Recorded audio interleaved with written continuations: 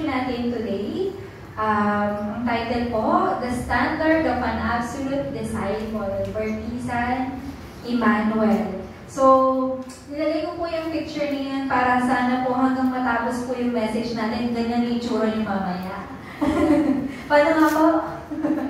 Ayan. Yung mga itsura ng mga anak ng Diyos na fully na-enjoy yung salita ng Diyos. What is the standard of an absolute disciple? Ano ba yung pinaka-basic standard na dapat meron tayo, mga anak ng Diyos, mga Kristiyano, at mga tinatawag na bartisan ni Kristo? So, sa introduction natin, sinabi po, basahin muna natin yung verse natin. Gawa 20:24, subalit walang halaga sa akin ang aking buhay, magawa ko lamang ang aking tungkulin. At matapos ang gawain tinanggap ko mula sa Panginoong Hesus, ang magpapahayag ng magandang balita tungkol sa kagandahang loob ng Diyos para sa tao. At sa Isaiah 7:14, dahil dito si Yahweh mismo ang magbibigay sa inyo ng palatandaan, maglilihi ang isang dalaga at magsisilang ng isang sanggol na lalaki at tatawagin sa pangalang Emmanuel. So, yung sa Gawa 20:24, that is the confession of Pablo. Bago niya na-confess yung bagay na yan, ang dami muna niyang pinagdaanan. Naghirap muna siya na dali ng pangalan ni Kristo before he confessed these words na sinabi niya, wala nang halaga sa akin magawa ko lamang aking tungkulin. Tama po ba? Ano ba yung tungkulin niya? Ano ba yung ginawa niya? So, as a disciple, kagaya ni Pablo, a true disciple, ano yung naging standard ni Pablo and the rest of the disciples na na-mention sa Bible, sa mga remnants? Ano yung mga naging standard ng buhay nila for them to confess that they only needed Christ sa buhay nila? So, bilang tayo po, mga anak ng Diyos, we should all know na ang dapat maging standard nating mga disipulo, mga absolute disciple is Emmanuel. Ano po ba yung Emmanuel ulit? Yung message natin nung nakaraan? God is with us. Kasama natin ang Panginoon. If we live our lives every day knowing that we are with God, knowing na kasama natin ang Panginoon, therefore maybe or definitely mako-confess din natin itong sinabi ni Pablo. Hindi ko na kailangan, wala nang halaga sa akin ang lahat ng bagay. Ang importante na lang sa akin yung tungkulin ko kay Kristo. Ito yung dapat na unang maging standard natin. However, parang napakahirap po. Napakahirap po na dumating sa point na ganito na talagang mako-confess natin na wala nang kwenta yung lahat ng bagay sa atin. Kasi punong-puno tayo ng problema. That's the reality. The reality and the spiritual facts. Yung sinasabi po, mamaya, tingnan niyo po, yung realidad natin, napakaraming problema na dumarating sa atin, conflicts, difficulties, and crises. Tama po ba? Every day, meron tayo niyan. Parang ano na nga yan mas mayaman pa yung realidad na meron tayo kaysa sa pera natin. What are the spiritual facts? That there is called fundamental problem. Na ang lahat ng problema sa realidad na meron tayo ay nagagaling sa fundamental problem. So kayo po, alam niyo na yung fundamental problem that us, meron tayong original na kasalanan, napahiwalay tayo sa Diyos, at ano po, tayo ay naging sunod-sunuran, naging anak ng Diablo. Pero meron din pong spiritual facts na maganda naman. And yung spiritual facts na katotohanan na ito ay yung natatanging kasagutan na kayang tumalo sa problem ng reality and ng problem ng spiritual natin. Ano po ito? Only yung Bertisan of light. Sino po ito? Only Jesus Christ. Si Jesu Cristo na dumating sa atin, nagbuwis ng buhay para sa ating mga kasalanan. Jesu Cristo na tumalo kay Satanas, na namatay sa krus, nilinis ang ating kasalanan. Si Jesu Cristo na gumawa ng lahat ng dapat niyang gawin dito sa lupa for us to restore yung buhay natin bilang mga anak ng Diyos. So, ito po yung dapat nating ma-enjoy for us na ma-overcome natin itong tinatawag na reality natin and yung spiritual facts na meron tayo, which is the fundamental problem. Enjoying the partisan of light. So our true problem is our fundamental problem. And para ma-overcome natin to as Christians, as a disciples, mga anak ng Diyos, we have to enjoy the baptism of light, Jesus Christ. So, tandaan po natin yan. So, kung maalala niyo po yung message natin last week, yung sinabi ni Pastor Mark, diba po? Pailawin niyo yung mga napupundi ng ilaw. Diba po? Kailangan natin sindihan yan. And the only power na kailangan natin para mag-turn on, para ma-open yung mga ilaw na yan is when we enjoy this baptism of light. So, let's go on to our main topic. The absolute standard of being a disciple. Ano ba yung dapat maging standard natin? Sabi-sabi nyo nga pong sabihin, devotion. Devotion. Yung mga taong walang buhay, sila yung mga walang devotion eh. So, kayo po, meron kayong devotion, talaga every Sunday na mag-worship, ma-meet si Lord sa pamamagitan ng salita ng Diyos. That is your devotion, di ba po? Pwede rin ang devotion nyo, it can be the offering. Tama po ba? Yung pagtutulong natin sa church para magkaroon tayo ng maayos na flow ng program. Yung mga ginagawa ng mga remnants natin, di ba po? That is devotion. Pero ano ba yung tinatawag na pinaka-vital devotion, yung pinaka-importanting devotion? So, this devotion of someone who has the greatest blessing.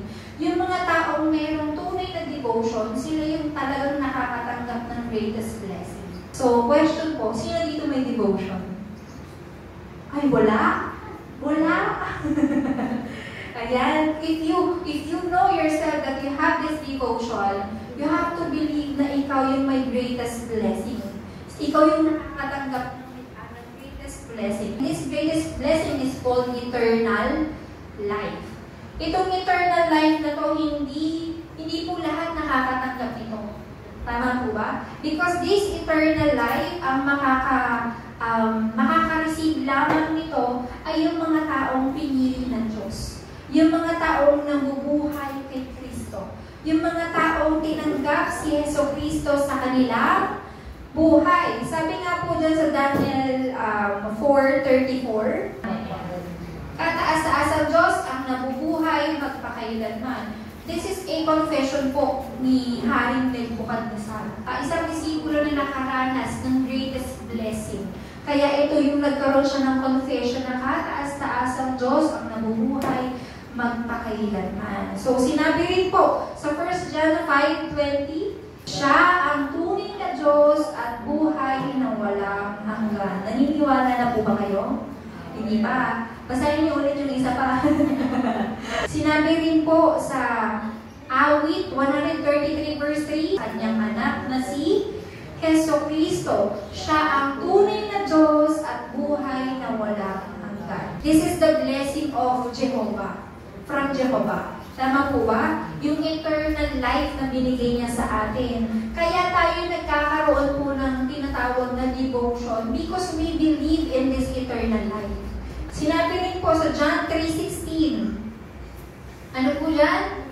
Yung reason ng ating bakit niya binigay sa atin tong eternal life? Sapagkat gayon na lamang ang pag-ibig ng Diyos sa sangkatauhan, kaya binigay niya ang kanyang kaisa-isang anak, upang ang sino mang sumampalataya sa Kanya ay hindi mapahamak, kundi magkaroon ng buhay na walang hanggan. This is the reason kung bakit niya binigay sa atin itong greatest blessing, the eternal life. At dahil sa pag-ibig niya, kaya niya binigay sa atin si Yeso Kristo upang magkaroon tayo ng buhay na walang hanggan. God is good all the time. So, sabi po sa Acts 20:24, it's because na-realize ni Pablo during his evangelism journey na hindi niya pala kailangan ng kahit anong yaman, kahit na, alam niyo po si Paul, napakaganda ng background ni Paul eh. Di ba po? Si Paul, isa siya sa mga talagang, pwede natin matatawag na mataas na tao ng panahon niya. Pero lahat ng yun, binitawan niya because he believed in only Jesus Christ. Naniwala lang siya na ang tanging makakapagbigay buhay lamang sa Kanya ay si Heso Kristo. So, kaya nga po, yung mga taong maniniwala at naniniwala kay Heso Kristo, sila po yung mga tunay na naligtas. Kagaya ng nangyari kay Pablo. So, sa second po, a devotion is also a life-risking dedication or life-risking devotion. Pag sinabi pong life-risking, talagang buwis buhay. Di ba po? Kayo po ba, naranasan nyo na po ba magbuwis buhay para kay Kristo? Para ma-share ang gospel. Yung mga taong nagbubuwis ng kanilang buhay just because of this kind of devotion, sila po yung mga taong nakakaalam ng halaga ni Kristo. Kaya if you know yung value ni Kristo sa buhay ninyo, then wala nang reason para mag-worry pa tayo, wala nang reason sa atin para hindi natin i-commit yung life natin for Jesus Christ. Yung mga taong nakakakilala ng kay Kristo, sila lang din po ang nakakaalam kung paano kumilos ang kaharian ng Diyos at ang banal na Espiritu. Why? Kasi sila po yung mga taong pinili ng Diyos upang ipahayag itong Emmanuel. Upang ipahayag itong eternal life na ito patungkol sa buhay na walang hanggan na ito. Kaya po, binibigyan sila ng talagang power ng Panginoon, tayo. Binibigyan tayo ng kapangyarihan ng Panginoon just to proclaim this gospel. Yung mga taong mayroong ganitong klaseng buhay o yung may ganitong klaseng devotion, sila po yung may tinatawag na pinaka-the best life. Ano po ba yung the best na buhay sa atin? We all thought tayong mga tao, ang pinaka-the best na buhay sa atin. Once we graduate from college, magkakaroon tayo ng trabaho, lilipat tayo ng trabaho para magkaroon ng mataas na sahod, and we can live our life, yung dream come true nating buhay, magkaroon ng magandang bahay, magkaroon ng kotse. Tama po ba? Magkaroon ng yung mayaman na buhay, yun yung best life sa mga ordinaryong tao. Diba po? Yun yung best life sa mga taong hindi nalalaman itong pinaka-highest value ni Kristo. So, I believe ang nagtataglay po nito ay yung mga taong tinatawag na evangelista. We are evangelists and you all know na ang gawain ng isang evangelista is to enjoy the mission na binigay ng Panginoon. Ito po yung i-proclaim natin that Jesus is the Christ. Di ba po? Sinabi sa Galatians 2:20, hindi na ako ang nabubuhay ngayon, kundi si Kristo na ang nabubuhay sa akin. Ito po yung dapat na maging confession ng mga tunay na disipulo. At ito yung maging dapat standard natin mga disipulo. Na hindi na natin dapat iniisip kagaya ni Pablo yung mga ibang bagay kasi wala na yung kwenta sa atin. Di ba po? Wala na kwenta yun sa atin. And the only important sa atin is only Jesus Christ and yung pag-proclaim natin about Jesus Christ. Kagaya ni Pablo, talagang naghirap siya sa pagdala ng pangalan ni Kristo. So, tayo po mga disipulo ng Diyos, malalaman natin kung paano kikilos ang Diyos sa buhay natin when we preach the gospel. Amen? Kasi itong tayong mga evangelist, tayo po yung talagang pinakamalalapit sa Panginoon. Diba po? Tayo yung talagang very close sa Panginoon. Kasi we are enjoying kung ano yung mga bagay ng Panginoon. Kaya naman, ang Diyos hindi nagsasawa na pagpalain tayo. Diba po? Lalo-lalo na sa mga taong o sa mga buhay na gustong iligtas ng Panginoon. That is the true blessing for us mga evangelists. Philippians 1:21, sapagkat para sa akin ang buhay ay para kay Kristo at ang kamatayan ay pakinabang. When we commit ourselves, when we devote ourselves kay Christ, that means hindi tayo natatakot mamatay. We are not afraid of judgment. Even sa ibang tao, hindi tayo takot sa ibang tao kung ano mang sabihin nila sa atin. That is called kamatayan kay Kristo kasi we are enjoying proclaiming Jesus Christ. However, sabi dito, ang kamatayan din sa atin ay pakinabang. Bakit po? Kasi we know that when we die, tayo ay makakasama natin ng Panginoon. So, bigyan ko lang po kayo ng assignment po. Please read yung whole chapter ng Philippians chapter 1, yung isang buo niyan, para mas maintindihan niyo po kung bakit nasabi po yung Philippians 1:21. Bakit kapaki-pakinabang ang pagkamatay, ang kamatayan, at kapaki-pakinabang ang kamatayan kay Kristo? I hope magkaroon kayo ng ganitong klaseng confession sa buhay po ninyo. Whereas, ma-enjoy nyo po yung buhay ninyo, risking your life, devoted only to Jesus Christ. Ayan. So, sabi dito, ang tanging pananampalataya kay Kristo at nabubuhay sa pananampalataya. Ito po yung mga taong talagang binibigay yung buhay nila, yung devotion nila para lamang kay Kristo. Sinabi po sa Roma 1:17, sino daw po yung mga tinuturing ng Diyos na matuwid? Yung mga taong may pananampalataya. At saan po nanggagaling itong pananampalataya na ito? Siyempre po, only to the Word of God. Amen? Ayan. So, yung pananampalataya natin, sa atin po, hindi naman talaga totally nanggaling sa atin yan eh. Yung makinig ka ng salita ng Diyos, tapos, may pananampalataya na ako, hindi po ganun yan. Because even our faith comes from the Lord. Comes from Him. Yung faith na meron tayo ngayon, binigay yan sa inyo ng Panginoon para maituwid tayo. Amen? Ayan. Binigay yan sa atin ng Diyos para lubusan natin ma-enjoy yung pananampalataya sa Kanya na nagbibigay buhay sa atin. Na nagbibigay itong greatest blessing sa atin. So, if we enjoy this kind of life, living by faith, therefore, wala na tayong ibang gagawin pa kung hindi ma-enjoy yung palaging makinig ng salita ng Diyos. Yung mga ginagawa natin para sa simbahan, pag hindi natin pinanghawakan itong eternal life na ito, yan yung pananampalataya nito, hindi naman natin ma-enjoy yung pag-serve natin sa church. Ang devotion, it should be, dapat ito nagiging kasiyahan natin, hindi nagiging burden sa atin. Because this kind of devotion na ini-enjoy natin through Christ, ito yung kind of devotion na kahit na nakakapagod, still handa kang mamatay para lang magawa mo yung dapat mong gawin para sa Panginoon. Nag-serve tayo sa church, natuturo tayo sa children. If you are not enjoying this, if you don't possess this kind of faith na binigay ng Panginoon, hindi natin fully ma-enjoy yung greatest blessing ng Panginoon. Diba po? So, for us na ma-enjoy natin ang lahat ng bagay ng Panginoon, you need to possess and enjoy this eternal life. So sinabi sa Acts 9:16, ipapakita ko sa kanya ang lahat ng dapat niyang tiisin, alang-alang sa akin. Meaning to say, meron po talagang pagtitiis ang tao o mga disipulo na truly may devotion. Diba mo? Meron talagang pag-risk ng buhay if you are truly devoted talaga kay Kristo. Yung pag-risk natin ng buhay natin, yung pagkakaroon natin ng devotion kay Kristo, lahat ng ito, it will cost us eternal life.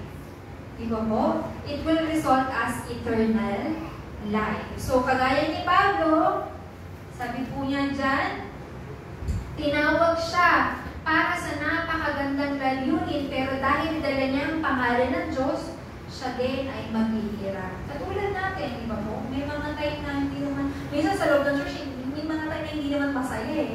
Minsan nakakapwisit pa nga eh. Di ba po? We hate each other. Minsan, di ba po? Nagkakaroon tayo ng pagtatalo.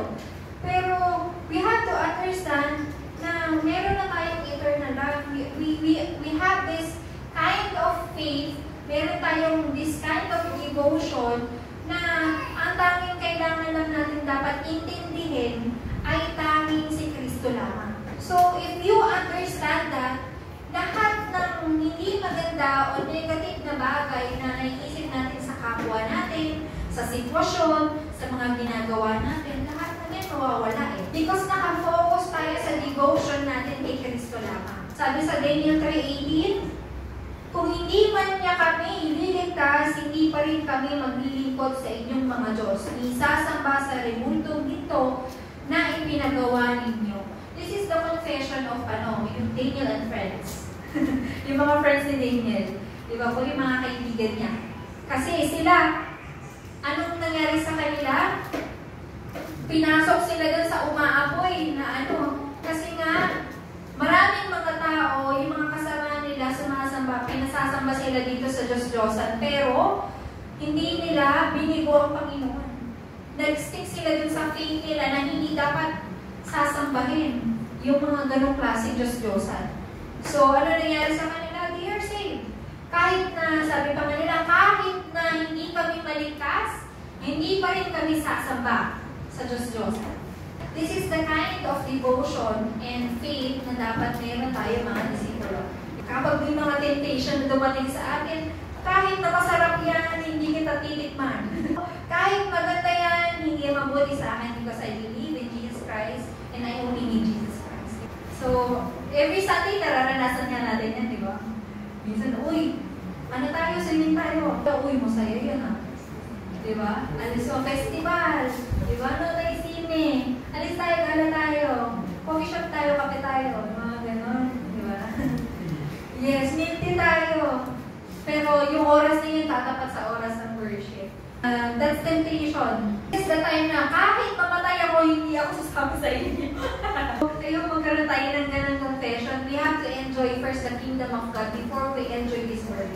Kasi kapag inunan yung enjoy ng mundong ito, then it will turn you sa bilang isang talagang bigong mananampalataya. Parang pangit-pangit.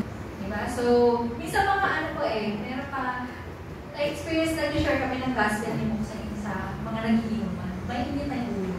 Dati pa ito matagal na nagiinuman sila.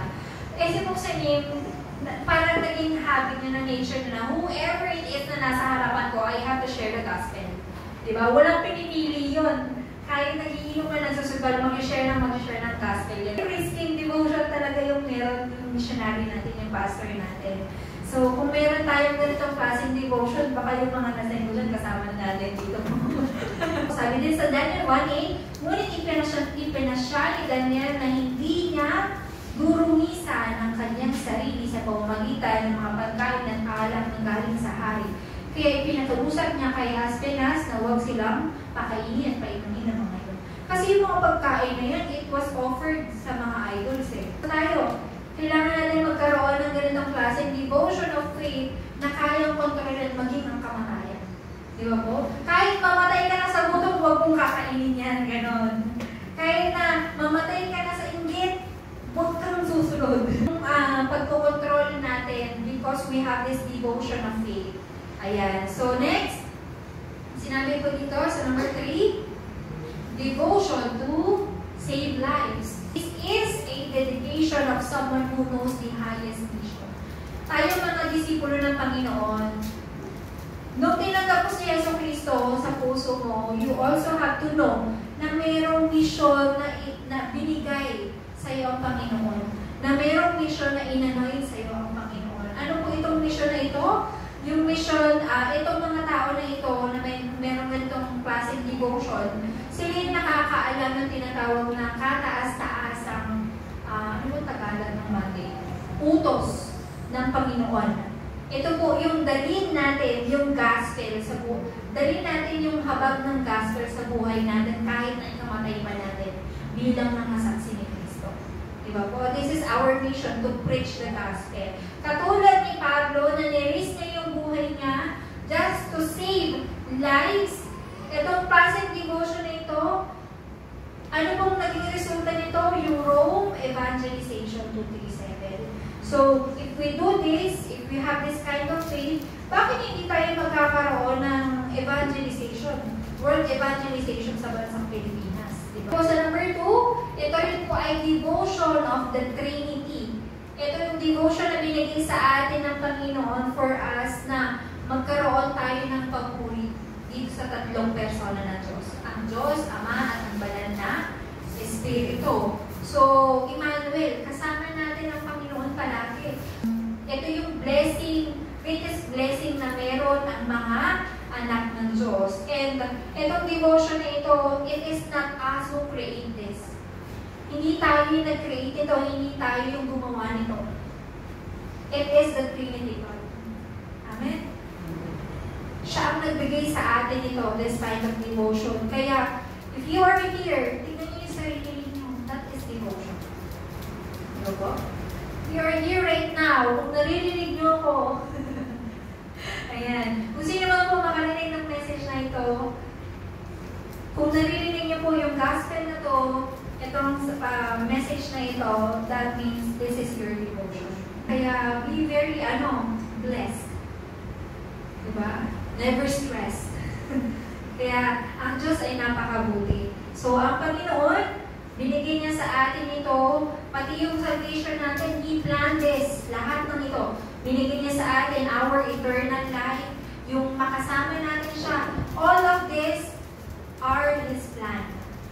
Pinano niyang lahat ng ito at sinabi sa Efeso 1:13 to 14, lahat ng ito ay plano ng salvation ng Panginoon sa atin. From Genesis 3:15, the promise of a seed of a woman. Di ba po? Sa Exodus 3:18, yung pagpakid ng dugo sa mga pintuan para tayong maligtas. Sa Isaiah 6:13, yung banal na buto at yung stamp o tuod, lahat ng yun nag-describe kay Jesus Christ. Sa Isaiah 7:14, this is nakalagay na to sa nakalagay po ito sa Bible. Emmanuel, yung pagdating ng Emmanuel. Diba po? At lahat ng ito, nagkaroon ng katuparan sa Matthew 16:16 because of this promise. Kung naniniwala kayo sa Panginoon, your devotion is true. Diba po? So, sana ma-enjoy niyo po yung magkaroon tayo ng true devotion only sa Panginoon. So, para maganap lahat ng ito, maganap yung salvation na meron tayo, magawa natin yung mission natin sa Panginoon, God gave us His only Son, Jesus Christ. Binigyan niya tayo ng eternal life. Siya ay muling nabuhay. Siya ang nagbigay buhay sa atin upang tapusin ang lahat ng bagay. And sinabi niya sa John 19:30, ang lahat ay tapos na. So, ito yung devotion sa atin ng Panginoon. Yung pagplano niya ng salvation sa atin, this is God's devotion for us. Let's ask ourselves every day, what is my devotion? Anong klaseng devotion yung meron ako? If yung devotion mo is about Jesus Christ, then it is finished. Tapos na. Wala na tayong dapat ipaglaban. Because pinaglaban na ni Yeso Cristo lahat sa krus. Nagtagumpay na si Yeso Cristo. Hindi na tayo dapat mapagod sa pakikipaglaban.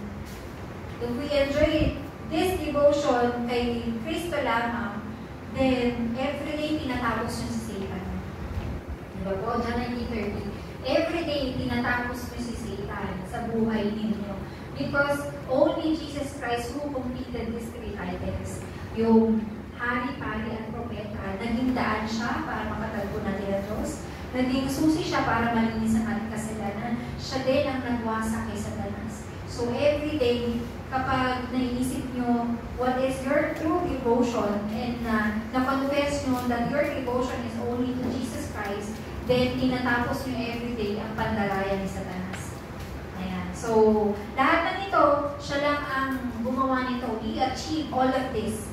He completed this salvation para sa atin, para makasama niya tayo. Kailangan nyo enjoy yung sarili nyo as a devoted disciple.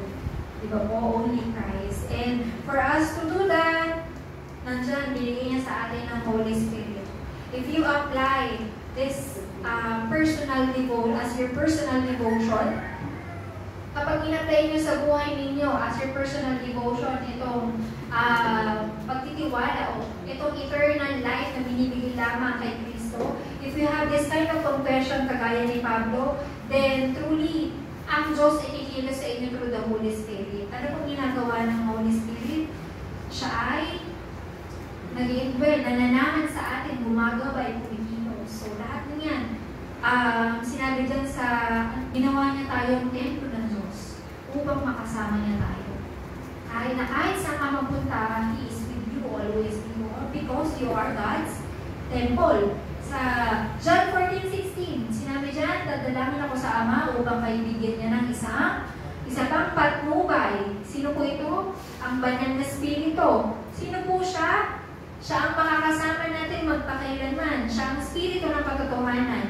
Hindi matanggal ng sanglibutan sapagkat siya ay hindi nakikita ni nakikilala ng sanlibutan. Ngunit nakikilala niyo siya sapagkat siya ay nasa inyo at siya ay mananatili sa inyo. This is God, the Holy Spirit. kasama niyo siya.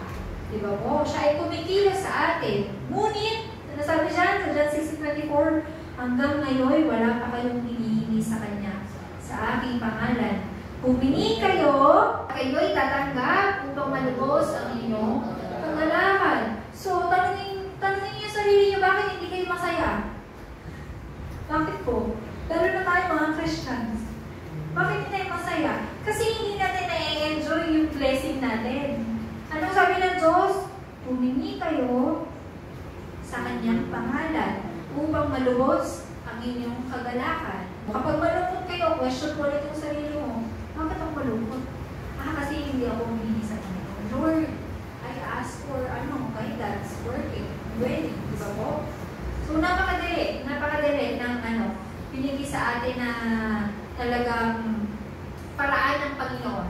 Only by calling the name of Jesus. So, if you have this kind of devotion, surely mai-imprint yan sa inyo every day. You have no worries kasi sabi ng Diyos, humingi kayo sa Kanya. So, every day, you just ask the Lord, call His name, para malubos ang inyong kagalakan, kasiyahan. Diba po? So, our true devotion, for our conclusion, our true devotion begins with the enjoyment of Emmanuel. Ibig sabihin, magsisimula lang tayo maging tunay na, talagang magkakaroon tayo ng tunay na devotion kapag na-enjoy nyo ang Emmanuel. So, starting today, ask yourself, what is your true devotion? Diba po? And always come up with the word enjoyment of Emmanuel. Diba po? So, begin your true devotion through prayer. So, at magkaroon kayo ng 3 concentration. Ano po yun? Umaga, tanghali, gabi. Pray. Diba po? 393. So, hold on to the pulpit. Pangawakan niyo po yung pulpit message natin this week. At manalangin, and that will become your 24 hours answer sa Panginoon. Diba po? That doesn't mean na kailangan yung manalangin 24 oras. Because the Holy Spirit works in you.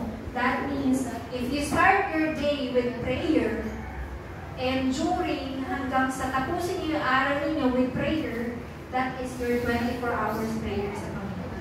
So, God accomplishes the work of the kingdom of God, of God's kingdom. So, that will be your 25. Kapag ginawa niyo pa lang yung number 1, na-accomplish na lahat ng bagay sa kaharian ng Diyos. And surely you will receive this 25 answer. So, number 3, an eternal work is given as a legacy. Ano ibig sabihin nito? Pinagkalooban kayo ng Diyos nitong eternal work o walang hanggang gawain na ito, misyon, bilang ito yung pinamana sa atin ng Panginoon. Katulad po ni Pablo, di ba po? Ang tunay na pamana na na-receive niya is yung na-receive niya yung mission na kailangan niyang ibahagi si Kristo sa buong mundo. Bakit na kailangan gawin yun kung ikamamatay niya naman? Bakit na kailangan gawin yun kung ikahihirap niya naman? Ang sarap-sarap ng buhay niya. Nanguhusga lang siya ng tao. Ang sarap-sarap ng buhay niya, bakit niya yung gagawin?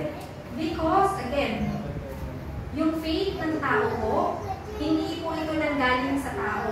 But, yung faith na meron tayo na lumalabas as our devotion, lahat ng yan, nagaganap sa buhay ninyo para kayo po ay tawagin mga saksi at disipulo. Pinadala kayo ng Diyos, binigyan kayo ng pananampalataya para pag ginawa niyo yung mission ninyo as your devotion, kayo ay tatawagin saksi ng Panginoon. Lahat ng yan ay habag po ng Diyos sa atin. In other words, awa ng Diyos sa atin. So, ang Diyos ay may awa. Ang Diyos ay may awa. Ang kailangan lang natin gawin, enjoyin natin ang Panginoon. Simulan nyo itaguyod po with your true devotion, yung baptisan ni Kristo. Yung baptisan of life. Amen po. Amen. Kaya this week po, I hope may enjoy nyo po ang pulpit message natin and have your 3 concentration every day. Para po fully ma-enjoy natin yung pagiging tunay na disipulo as well as yung standard bilang mga disipulo ni Kristo as an absolute disciple of Christ. Ayan. Maraming salamat. Palakpakan natin ang Diyos. Amen. So this time, tayo po'y manalangin. Let's pray po sa Panginoon.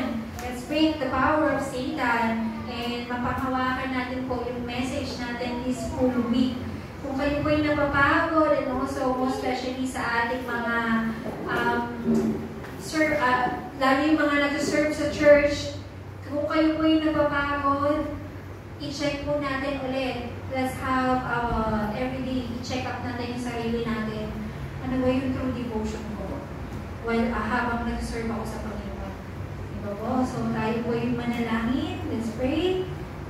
Panginoong Diyos, sa dakila sa lahat, naniniwala po ako na kayo po ang may plano ng lahat ng ito, Panginoon. Naniniwala po ako na ang salvation na binigyan niyo po sa amin ay ang awa po na kaloob niyo po sa amin. So, Panginoon, dahil po nandyan si Satanas at kami po ay may mga pisikal na katawan, kami po ay nadadaya, napapagod, nakakagawa ng kasalanan, pero dahil kayo po ay kasama namin, kinikilala namin na aming Panginoon, patuloy nawa po kayo na bigyan nyo kami ng kapatawaran sa lahat ng ito. Hanggang sa pagbabalik po ng bawat isa sa inyong kaharian, patuloy nyo po kaming pagpalain ng buka, pagmimini ng liwanag ni Kristo sa aming mga buhay. As we pray in our covenant, Lord God, pagpalain nyo rin po kami ng mensahe nito. Buksan niyo po ang aming daan, patuloy niyo po kami ang bigyan ng kasagutan ng lipan. Pagpalain niyo po ang bawat isa. Salamat po sa pulpito, sa mensahe nito. Naway ang lahat ng ito ay marilay namin sa aming mga church members na wala po dito at sa mga tao makakasalamuhan namin, Panginoon. Pagpalain niyo po ang bawat isa ng inyong salita upang ang salita nito ay maging aming mga lipan at mabigyan ka namin ng kapulitan. Maraming salamat po as well as sa mga members po namin na may mga karamdaman. Bigyan niyo po kami ng kagalingan. Kami po ay nagpapasalamat ng lubusan. Maraming salamat po. In Jesus' name we pray.